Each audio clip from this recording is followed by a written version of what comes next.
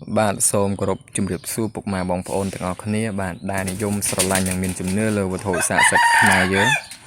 បាទជាពិសេសពុកម៉ែបងប្អូនដែលគាត់ស្រឡាញ់នៅវត្ថុបុរាណរបស់ខ្មែរបាទថ្ងៃនេះគឺខ្ញុំបាទនឹងលើកយកវត្ថុដែលខ្ញុំបានសន្សំឬក៏រកបានបាទណា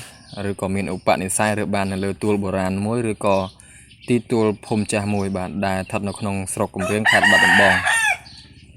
បាទយកមកបង្ហាញចែកជូនពុកម៉ែបងប្អូនយើងទស្សនាកម្សាន្តបាទទីមួយនេះគឺជាកងដៃកថាពន្ធបុរាណដែលបាក់អស់មួយបំណែកបាត់ទៅហើយបាទគឺខ្នាតធំតែម្ដងបាទគឺពាក់នៅកដៃបាទនេះពាក់នៅកដៃអញ្ចេះ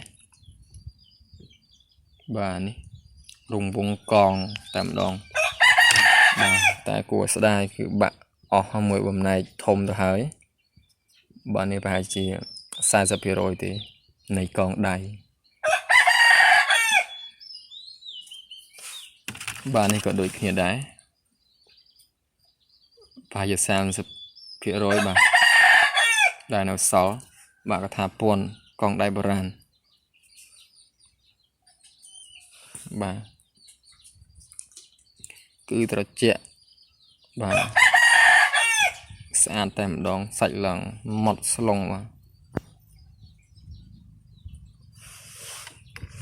បាទហើយនេះក៏ជាកងដៃដែរបាទតែម៉ូដនេះគឺបាទគឺតំប៉ែតមូលថ្លុញបាទតែនេះបាក់អស់មួយបំណែកដែរបាទតែសាច់ប្រភេទកងដៃកថាពន្ធបាទរាងតប៉ែតស្ដើងនេះវិញគឺសាច់ខាងក្នុងរាងថ្លាណាបងប្អូននេះមើលរាងថ្លាបាទរាងថ្លាអញ្ចឹងបាទគឺដូចជាដីគាត់ដីនេះណាដីចាប់ស៊ីចាប់នៅរស់អត់ជ្រះតែម្ដងបាទកក់នៅជាប់បាត់ហើយបាទហើយនេះគឺជាសម្បកនៅខ្យងសមុទ្រឬក៏គ្រំបាទដែលសម័យចំនួនហ្នឹងណាបាទដែលជនជាតិខ្មែរដើមយើងបាទជនជាតិភាគតិចខ្មែរដើមបាទដែលគាត់យកមកធ្វើជាគ្រឿងអលង្ការមួយដែលពាក់នៅលើក្បាលបាទនៅលើក្បាលពួកគាត់បាទណាតែនេះគឺខ្ញុំបានរើសបានតែមួយក្របនឹងទេឬក៏មួយអង្គនឹងទេបាទគឺនៅស្អាតតែម្ដងណាបាទគាត់ពាក់ធ្វើជាគ្រឿងអលង្ការឬក៏គ្រឿងលម្អខ្លួនគាត់កាលសម័យហ្នឹងបាទជាសម័យភួនណូនបរិយប្រវត្តិបាទបរិយប្រវត្តិណាចង់ជាប់មាត់ពុកម៉ែបងប្អូនណាសូមអធិស្ឋានសម័យភួនណូនបរិយប្រវត្តិបាទបរិយប្រវត្តិឬក៏បរិយប្រវត្តិបាទហើយនេះបាទជាដីឥដ្ឋដែលផ្សំឡើងជាមួយនឹងដីបាទហើយនឹងកតិចថ្មដែលគាត់យកមកសូនចូលគ្នាហើយគាត់ដុតធ្វើឲ្យវត្ថុនេះរឹងរក្សាទុកបានយូរបាទនេះគឺស្អាតតែម្ដងបាទគឺខ្ញុំបាទរកបាន 2-3 គ្រាប់ដែរបាទនេះបាទគឺមានតូចមានធំបាទពិសេសតែម្ដងបាទបន្ទាប់មកគឺវត្ថុនេះក៏រូបមន្តសមដោយវត្ថុមុននឹងដែរបាទរូបមន្តសមមួយដីឥដ្ឋនិងកតិចថ្មដែលគាត់យកមកសូនចូលគ្នាគាត់ដុតបាទធ្វើជាបើតាមខ្ញុំប៉ាន់ស្មាននឹងវិភាគទៅគឺវត្ថុនេះធ្វើសម្រាប់ពាក់នៅត្រចៀកបាទដែល ពាក់នៅត្រចៀកសម្រាប់លម្អខ្លួនមនុស្សស្រីបាទភេទស្រីការចំនួនហ្នឹងបាទឬក៏ធ្វើជាក្បាលឃ្លោកនៅខ្សែកបាទនេះសុកខ្សែមកនេះក្បាលឃ្លោកអញ្ចឹងបាទ2គ្រាប់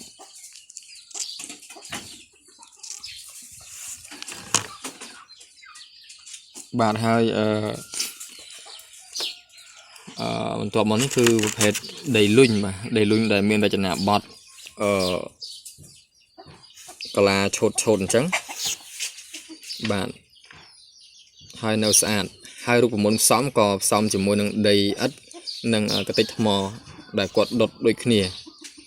បាទហើយមាននៅប្រភេទនេះដែរគឺអត់មានរចនាបថឬក៏កលាទេគឺមូលថ្លុញរលោងស្រស់បាទតែសូមជម្រាបពុកម៉ែបងប្អូននេះជាវត្ថុបុរាណមិនមែនជាដីលុញសម្រាប់ធ្វើក្របចំពាមទេបាទសូមបញ្ជាក់បាទគឺក្របនេះគឺដុតដូចគ្នាដែរ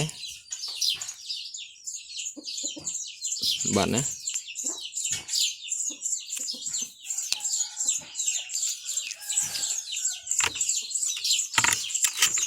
បើតាមខ្ញុំប៉ាន់ស្មានទៅវត្ថុនេះគឺធ្វើឡើងដើម្បីធ្វើនៅវត្ថុនេះបាទវត្ថុនេះតែគាត់មិនទាន់បានច្រវាច់ដីហ្នឹងឲ្យចេញជារូបរាងបាទគឺនៅសល់ដីអញ្ចឹងទៅក៏នៅសល់មកដល់សប្តាហ៍ថ្ងៃអញ្ចឹងទៅបាទហើយនេះគឺជាចុងកំពូលនៃផ្លែពូថៅបុរាណគល់បាទសំទោសបាទគល់ពូថៅបុរាណបាទដែលបាក់បំណែកខាងចុងបាត់ហើយបាទ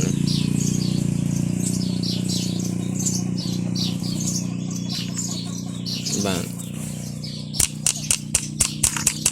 គឺប្រភេទថ្មនេះគឺរឹងបាទណា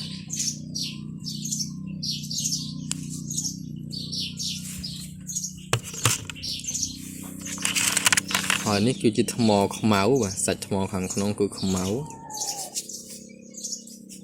សភាពលក្ខណៈថ្មនេះគឺរឹងបាទរឹងតែម្ដងហើយមាននៅចេះបាទមូលថ្នាក់យ៉ាងដូចនឹងទឹករលកចឹងបាទពុកម៉ែបងប្អូនបាទខ្មៅคลิกតែម្ដងបាទនេះក៏ដូចគ្នាដែរបាទជាប្រភេទថ្មរឹងដែលសម័យកាលហ្នឹងគាត់យកមកធ្វើជាសម្ភារៈសម្រាប់អុកបំបែកនៅឈើបំបែកនៅថ្មណាបងប្អូន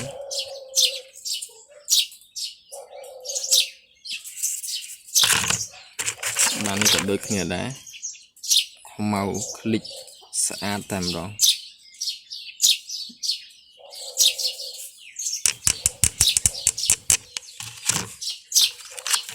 បាទនេះក៏ជាថ្មដែលខ្ញុំបានរកបានឬក៏មានបរិស័យរើបាននៅលើទួលបុរាណហ្នឹងបាទគឺមាននៅសាច់2-3ពណ៌ដែរបាទថ្មនេះគឺជាថ្មត្បូងថ្មនិលបាទគឺសាច់ថ្លាបាទអាចធ្វើជាត្បូងបាទបានធ្វើត្បូងចិញ្ចៀនបានបងប្អូនបាទនេះក៏ដូចគ្នាដែរគឺសាច់ថ្មឡើង2-3ពណ៌អញ្ចឹងបាទហើយមានរូបរាងដូចជាបេះដូងបាទបងប្អូនបាទ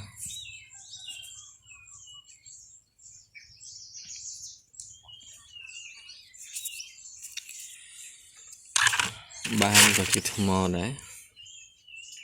ថ្មនេះមានរូបរាងដូចជានាងពួនបាទសាច់មៀតបាទ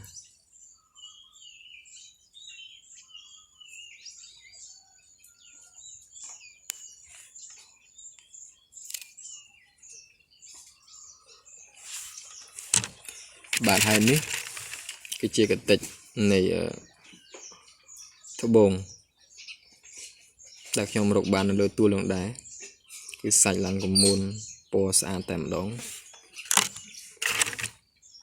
bạn này có đôi khné sạch miền vốn có vặt vốn chùm nữa những cứ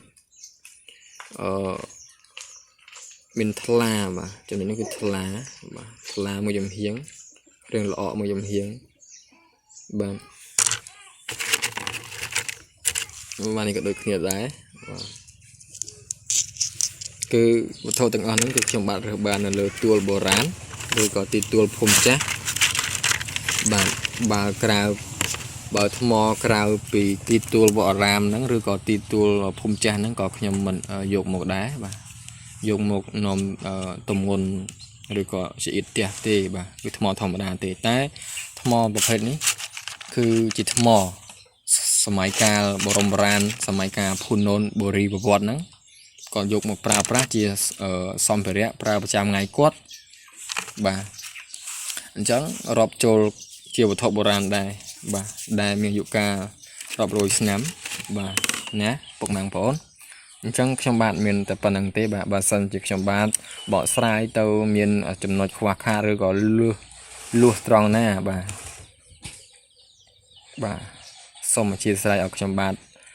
พ้องนะปกมาบองผลบ่อก้นจานบ่าส้มกรบเลี้ย